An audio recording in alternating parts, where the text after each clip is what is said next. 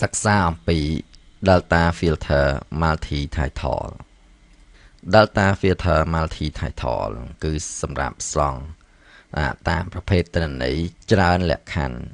បាទអញ្ចឹងយើងមើលទិន្នន័យយើងអញ្ចឹងទី1គឺយើងនៅក្នុងបាទ Delta នេះគឺយើង click ឲ្យ filter នឹងឲ្យត្រុតមកពេលហ្នឹងវាចេញបាទ filter drop down list ចឹងគ្រប់ហើយអញ្ចឹងយើងត្រូវការច្រើនលក្ខខណ្ឌបានន័យថាលក្ខខណ្ឌយើងចាប់ពី2ទៅឧទាហរណ៍ខ្ញុំផ្លេចលក្ខខណ្ឌភេទនេះមួយឧទាហរណ៍ tick យកត្រង់ mail រួចចុច OK អញ្ចឹងមានន័យថាបង្ហាញតែ mail ទាំងអស់បន្ទាប់មកទៀតខ្ញុំចង់ដឹងថា mail ហើយមាន function ជាបាទ manager ទៀតគឺខ្ញុំ click លើវា2តង់ហើយយក manager អញ្ចឹងគឺមាន4បើយើង clear filter នេះមកអញ្ចឹងមានន័យថា page mail ទាំងអស់វាមានដល់10នាក់នេះយើងមើល count នេះពេលយើង select លើវាចេះមកវា count ឲ្យនេះអញ្ចឹងមានន័យថា page ប្រុសទាំងអស់10នាក់តែតទៅពេលយើង clear នឹងតទៀតអញ្ចឹងយើងមើល manager វិញយើង click លើ manager វិញមកអញ្ចឹង manager គឺមានទាំងអស់គឺ5នាក់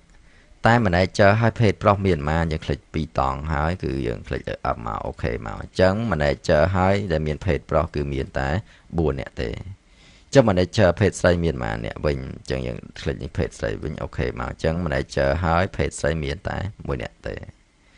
ដូចគ្នាដែរគឺយើង click លើវាហ្នឹងយកពាក្យ clear filter ហ្នឹងមក click ត្រង់ function យើង click លើ filter មកអញ្ចឹងតទៀតយើងឧទាហរណ៍ click លើបាទ page ប្រុសទាំងអស់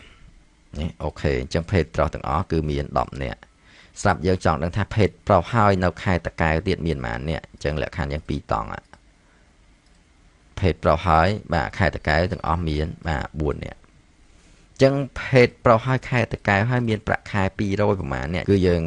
បាទ click ឡើងនេះយកពាក្យថា equal រួចហើយ click ឡើងហ្នឹងយកពាក្យថា200មកអូខេអញ្ចឹងមានន័យថាលក្ខខណ្ឌយើង3ទី1គឺ page ប្រុសដែលនៅបាទខេត្តនៅតាកែវដែល place of birth គាត់នៅតាកែវ